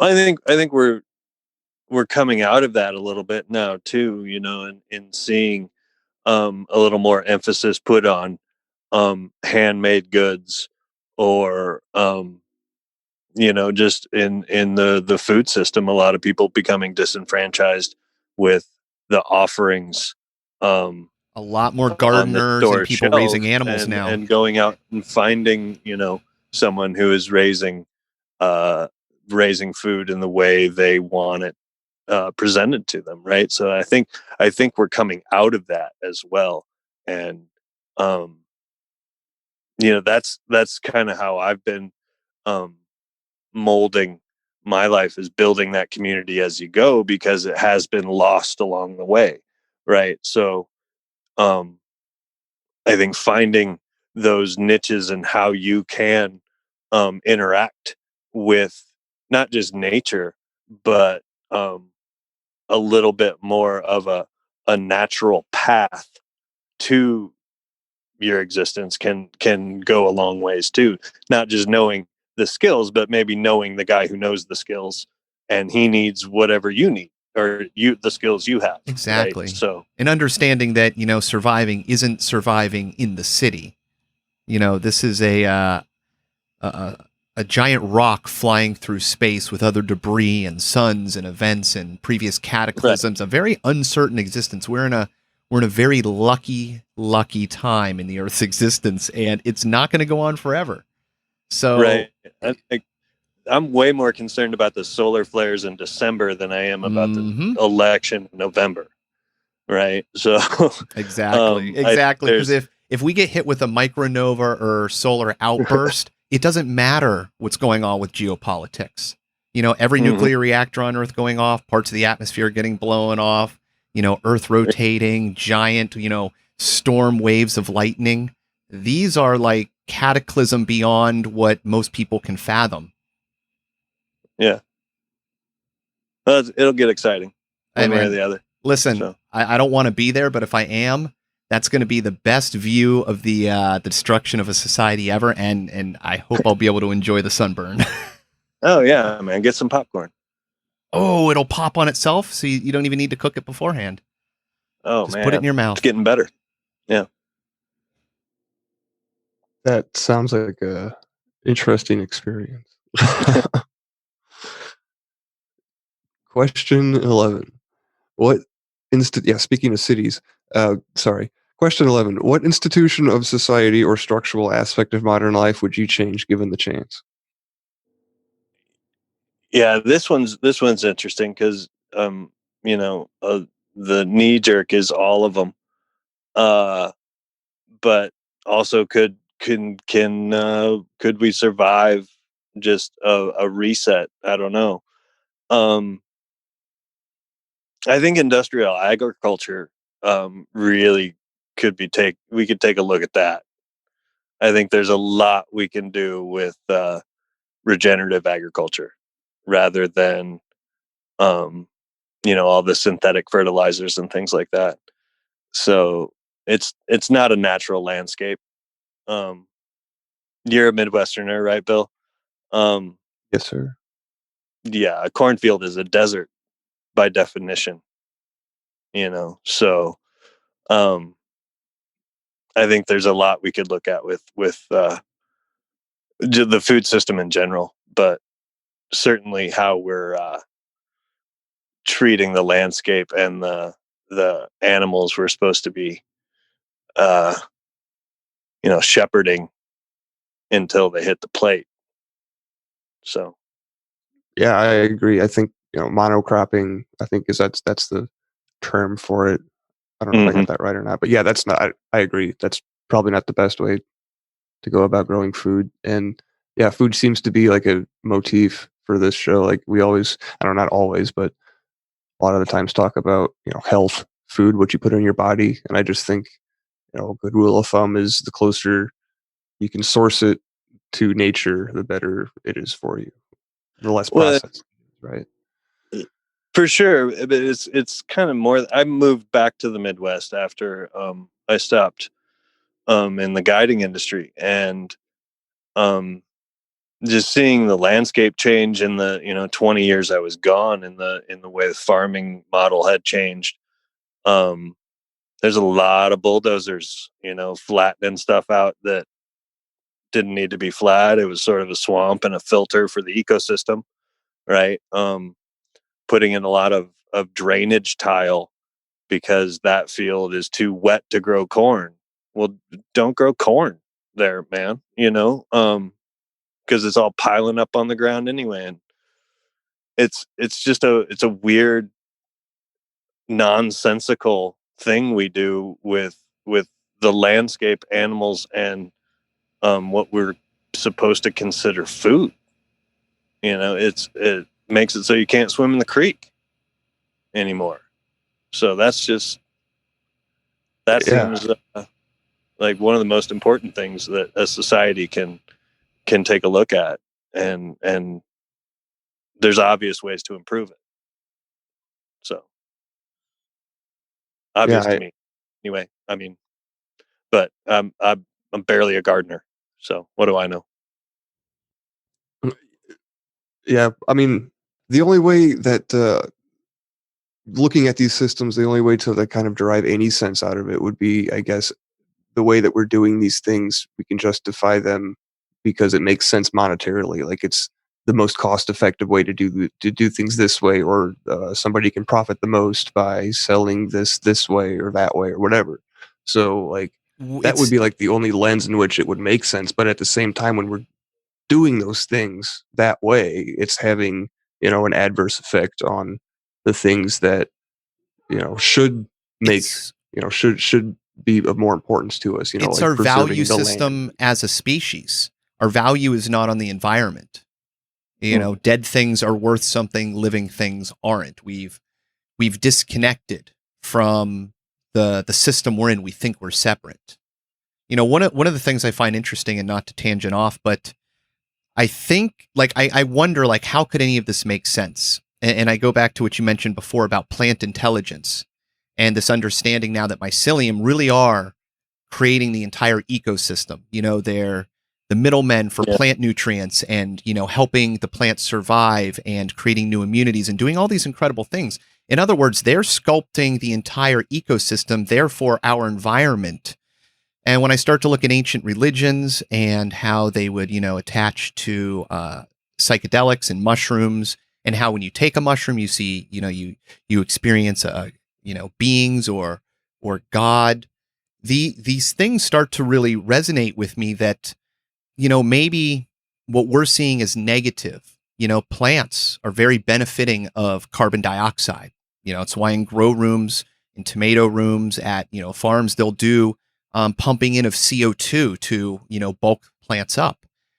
Right. The same thing with all this fertilizer we're producing and all these nitrates and things we're pumping in, with all of the things we're producing. He calls all these algae blooms. We have huge problems with this from, all the runoff from agriculture. But I go, could there be some system that, I don't like to go cataclysm, but we brought it up, like that there's something coming, and this is like, things are going to get bad. Things are going to get destroyed, these are kind of like the seeds, for the next step, that we've created all these new plastics and nutrients and chemicals that didn't exist before. And after the world gets churned up and after a long settling, it's going to be different in a huge way, just in the things that amalgamate together that we couldn't imagine.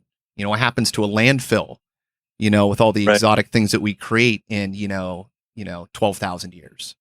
So I kind of think of it in this weird way. Yeah, that, you look at the ecosystem on a micro level, from the frog pond, off the river, but go to the macro system that the entire planet is one living ecosystem, one living, breathing thing.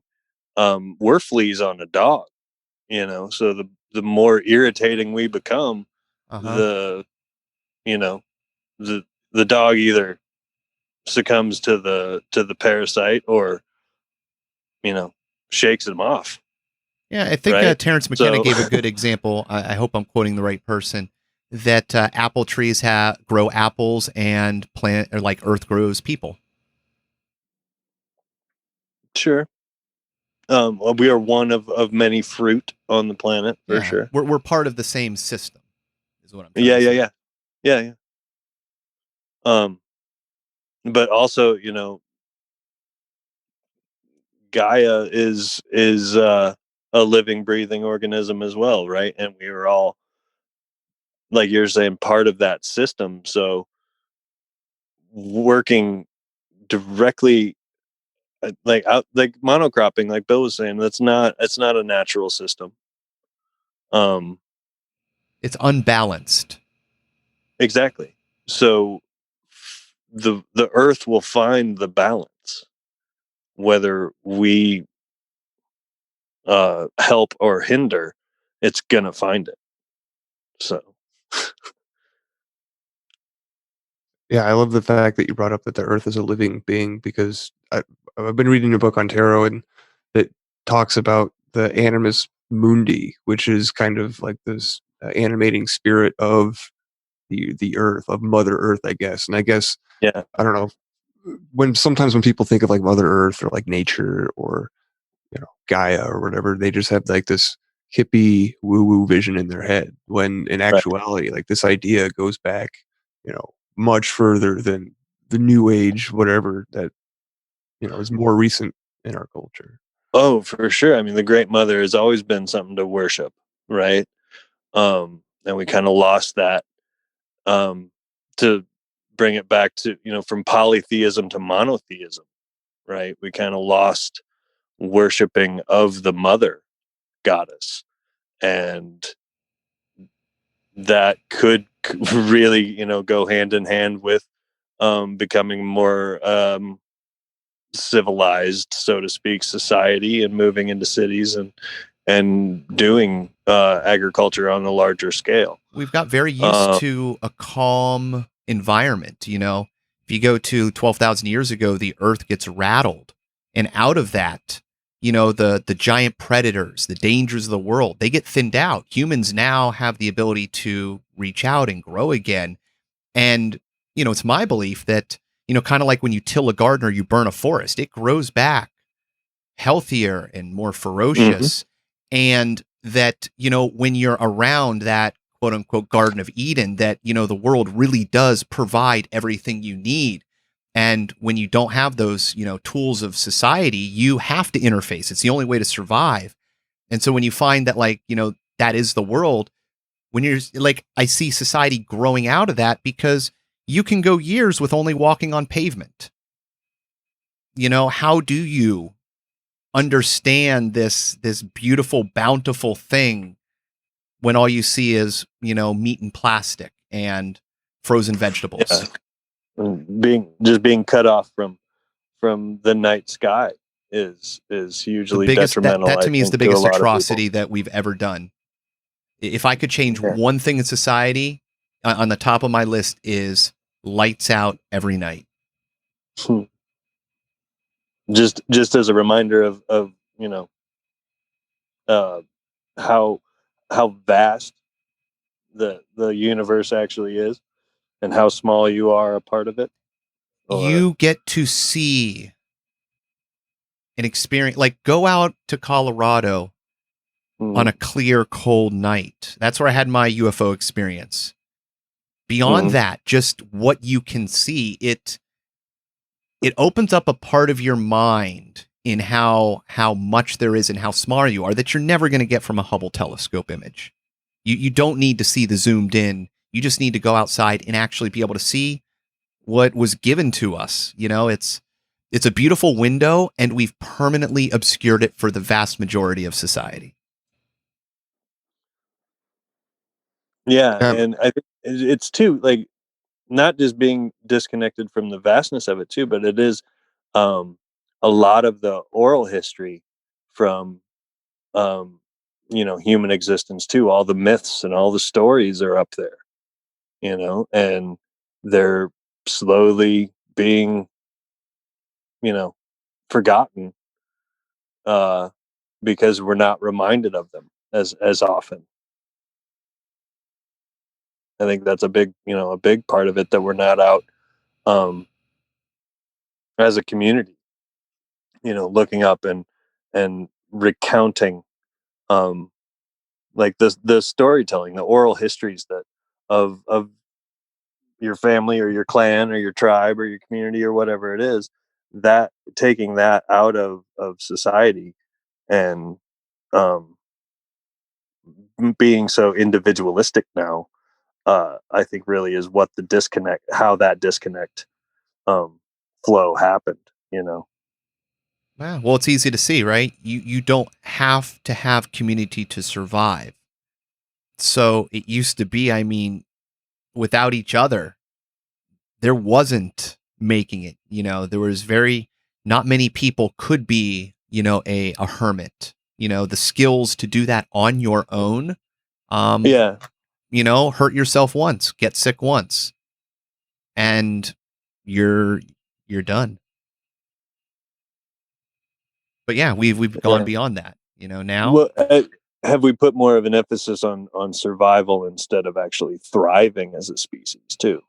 Right. Yeah, it's a good point. Survival, like, or I would even say like comfort at this point. Like maybe for those of us that live in, you know, first world countries. I don't know. Does that make sense? Well, it does. But in the same right, when I've traveled, um, outside the U.S. and seen, what we would consider poverty, I've also witnessed the happiest people I've ever seen. So, I think it is very, uh, individualistic in how you want to perceive, um, your existence. I think is the best way to put it. Maybe. Yeah. Yeah. So surviving versus thriving. Yeah. Yeah. Got it. Yeah. Right. Yeah. Question 12. What is the most courageous thing you have ever done or seen in your life? Hmm. Well, it might seem simple, but I think, maybe, and it's probably based on the fact that I have zero experience with it. But it seems to me like having the, um, courage to bring, a child into this world at this point is pretty amazing to me. Um, I haven't even considered it personally, and it terrifies me, to even start to imagine. Um, but like I said, I've lived a sort of a different life to it. I've physically gotten into an altercation with a bear on Kodiak Island while holding a dead salmon. Um, while exciting at the time, looking back, that was pretty dumb and not courageous, right? Probably the wrong move at the time. Um, my client didn't think so, but I think I could have handled that situation better, in hindsight. So I don't know if that's courageous, right? But, I don't know. I see a lot of, parents around me, friends who are, raising young children. And I'm like, that is amazing that you would want to do that. And congratulations for being one of those people. Yeah, I've got to say that I admire them too, because like that's not something I'm doing, and the thought of doing that makes me, I don't know, a little more than uneasy. Yeah. And I don't know if it stems from fear or selfishness that I don't ever really want to or intend to do it. But No, I think like I don't know. For me, and tell me if you agree with this or not. I think it's just lack of experience because everybody always says like you'll never understand until you you do it, until you have a child, or until you bring that into the world. well, that's a fear step though, right? Right. So I mean, yeah, I'm a chicken for sure. Yeah, But on that one. Yeah, me too. I'm in that boat. I'm also not really looking forward to ever fist fighting a grizzly bear again either. But Yeah, you want to there's, tell us about that at all? Like, well, I mean, it was what it was. It's part of my job. There was an angry bear, and it was looking at a client of mine who was very nice, older lady named Mary Jo. So I stepped in between them. do you have like bear mace or anything, or just a dead salmon to beat the Yeah, bear off? yeah. Well, I had a rock as well. Um, but Do it you was think he let you off for whatever circumstances in your actions, or do you think it was like a no. true It was an interesting action. It was a bear we've known. The river I worked had a lot of different bears on a very short river. Um, and it was having a bad day. It was not the nicest of the bears we dealt with every day. And it was having a bad day. And like I said, looking backwards, I wasn't in control of the situation. Had my clients to spread out and, a lot of uh, not missteps, but I could have done things better. So, um, like, I considered that part of my job, guiding on that river as well.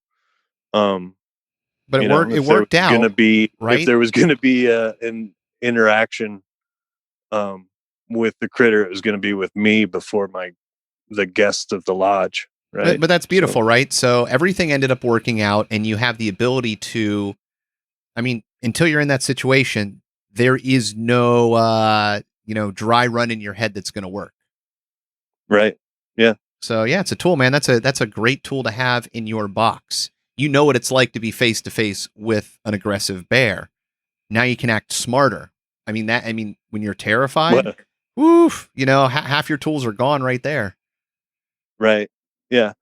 Well, and yeah, I guess it was a good lesson in keeping your cool. I don't know if I did that, but um, the guest did mention I was swearing a lot at the bear.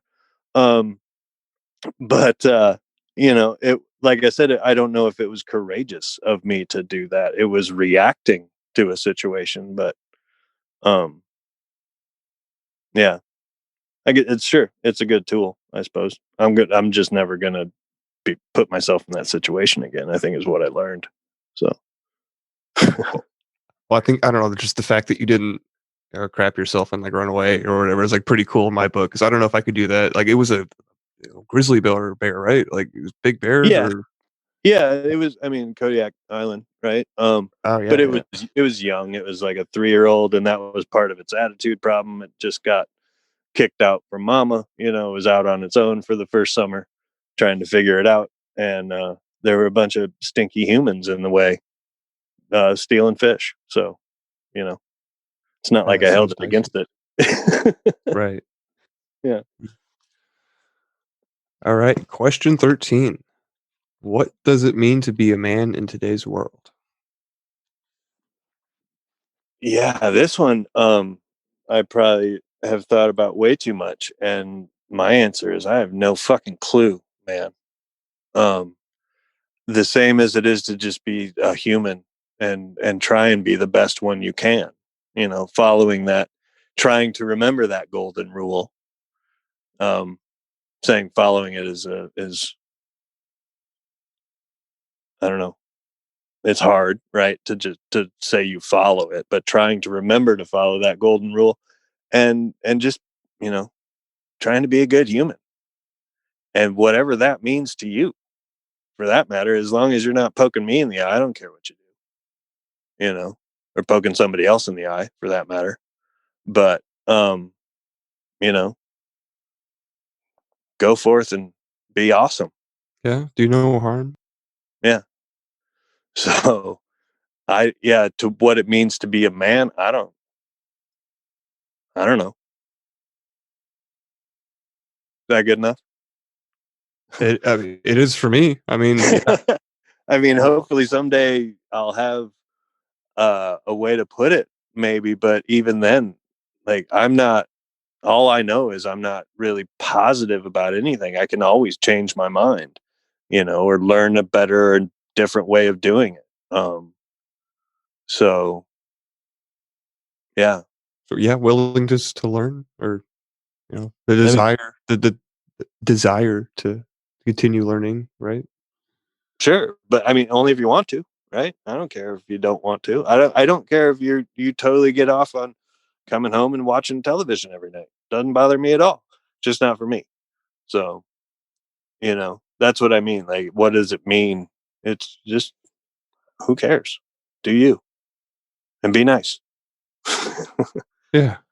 Be nice. Yeah. Yeah, I think, to an extent, I guess you could say that focusing on yourself, not to be like selfish in a selfish way, but like doing, paying attention to what you do, or doing whatever you want to do. I mean, is it, and not, in a way, not trying to dictate anybody else's life, is something that, I don't know, I think everybody should do. Seems easy enough to do it. And I think if more people did that, less people would be out, you know, harming other people. Yeah, I got enough problems of my own to worry about other people, man. You know, I don't. Yeah, who's got energy to deal with their own stuff and be sucked into somebody else's or some other problem that's outside of them. Yeah. You can't do both, and I think that maybe maybe the maybe the people that we see, uh, going on about this or that, maybe should work on themselves first before talking about whatever is going on in the world. Yeah. Yeah. I can't disagree with that. Right. All right. Well, that ends the 13 questions for the free feed. I guess we do have a separate feed that we have that includes the full episode I was with going the to say bonus questions. it's the full feed. Yeah, and so I guess we can just roll right into those, Ben, unless you wanted to say something about anything that we've talked about so far for the people that don't. To get to the bonus feed, you just have to go to the Discord channel, or you can email us. We can send you the link, but there's a link in the Discord channel to get the bonus content. So, any last thoughts before rolling on into the last 7 questions, 8 questions, Ben? Probably should have asked for that link for the bonus content. I'm kind of excited to see what these questions are. Oh yeah, you're already in the Discord. So if you just go to the Yeah, rules, I probably should have looked. I've been wrapped up in some other stuff lately, but yeah, it's sitting there for you. Anybody that's got yeah, Discord in there, no, I'm just go to the really rules. kind of excited to go in cold too. Yeah, So, and kind of, for you and everybody else, we like Discord because, it's free, it's accessible, a lot of people use it, but there's no algos running. It's very linear, input in, input out, and everybody's, they're there for growth, they're there, listening to the podcast. There are no trolls. I'm sure they'll pop up, bots can pop in and out, but for the most part, it's a very free space. There's no manipulation on your conversation. Yeah, so I guess we'll just roll right into the bonus questions then. alrighty. First one is, What quality do you most admire in a woman? Which I guess is kind of the flip side of question 9, which is the quality that you most admire in a man. Yeah, and probably kind of the same answer. You know,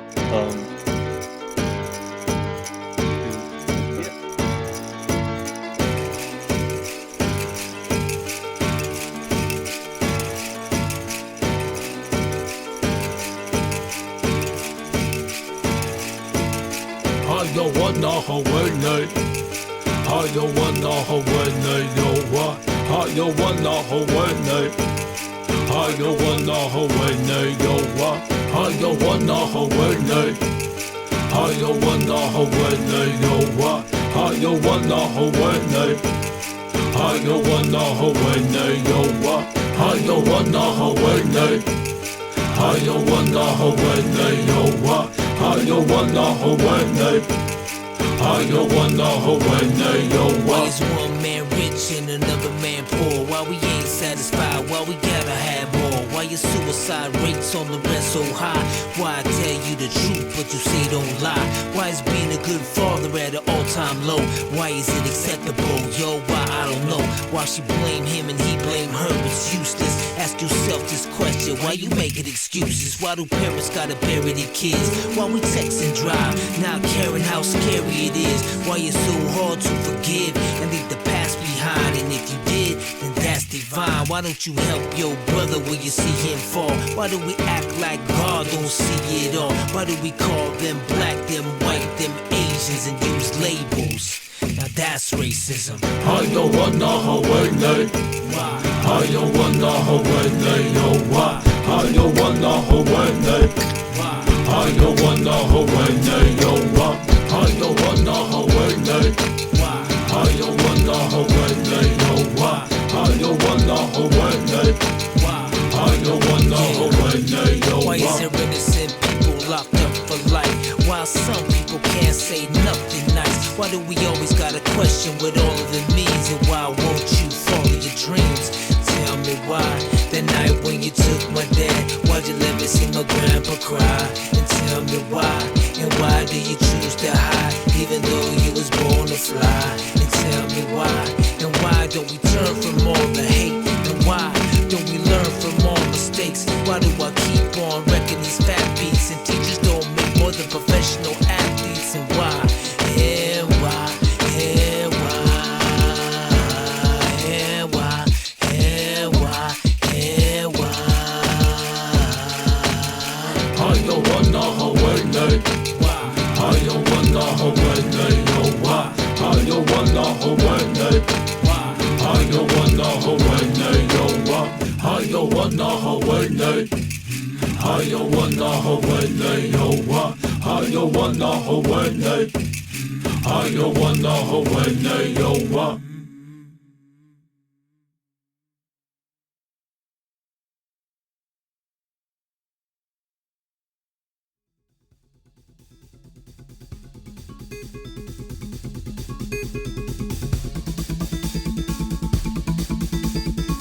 This should be considered entertainment and not therapy. We hope you benefit from our resources available at 13questionspodcast.com. Thank you for listening.